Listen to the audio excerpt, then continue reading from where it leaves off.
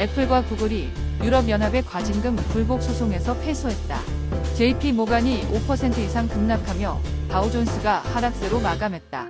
국제유가가 3년 만에 최저치를 기록했다.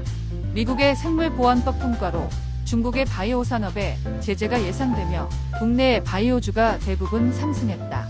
아이폰 16에 대한 실망감에 아이폰 수혜주가 줄줄이 급락했다.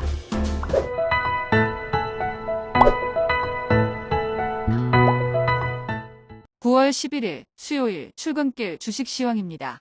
반밤 뉴욕 증시는 혼조세로 마감했다. 다우존스는 92.83포인트 하락한 4736.96포인트로 마감했으며 S&P 500 지수는 24.47포인트 상승한 5495.52, 나스닥은 141.28포인트 상승한 17,025.88포인트로 마감했다.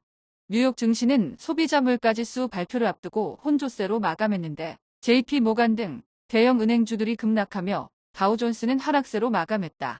빅테크주는 유럽연합 과징금 소송에서 패소한 애플과 구글을 제외하고 일제히 상승했는데 테슬라가 5% 이상 급등하고 아마존, 마이크로소프트가 2%대로 상승하면서 나스닥 지수는 1% 가까이 상승했다.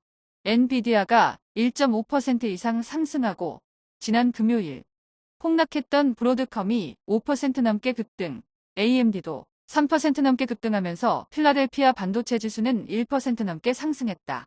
전기차는 니콜라를 제외하고 일제히 상승했는데 테슬라는 도이치뱅크의 투자 등급 상향과 $295의 목표가 제시에 4% 넘게 급등하고 노시드는 2% 넘게, 리비안도 1% 넘게 상승했다. 금융권의 실적 둔화에 대한 경고가 이어지며 대장주인 JP모간이 5% 이상 급락하고 골드만삭스도 4% 이상 급락, 시티뱅크도 2% 넘게 하락했다.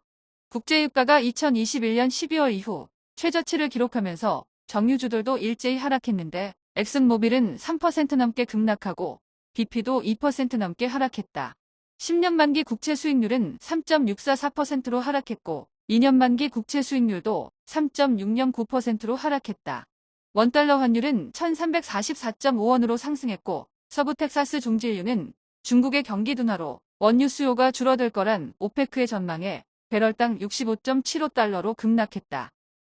비트코인은 57,000달러대 후반으로 상승했고 이더리움도 2,300달러 후반대로 상승했다. 전일 국내 증시는 일제히 하락했다. 코스피는 전일 대비 12.5포인트 하락한 2,523.43포인트로 마감했으며 코스닥은 8.26포인트 하락한 706.2포인트로 마감했다.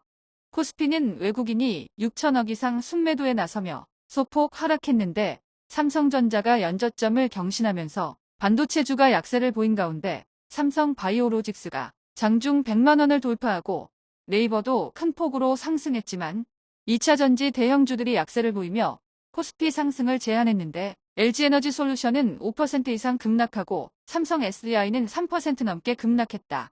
시가총액 1위인 알테오제는 상승세로 마감했으나 에코프로 형제가 연이어 신저가를 기록하고 미국 생물보안법 통과에도 불구하고 외국인의 대량 매도세에 HLB가 5% 넘게 급락하고 삼천당제약도 3% 가까이 하락하면서 코스닥 지수는 1% 넘게 하락했다.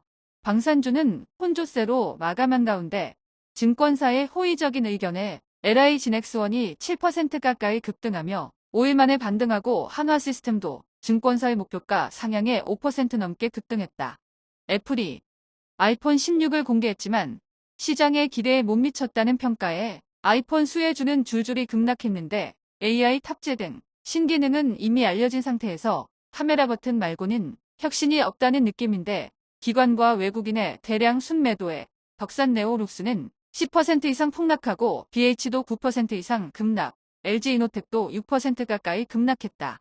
한편 한국증권거래소는 10월 1일 국고내날이 임시 공휴일로 지정되면서 휴장한다고 밝혔다.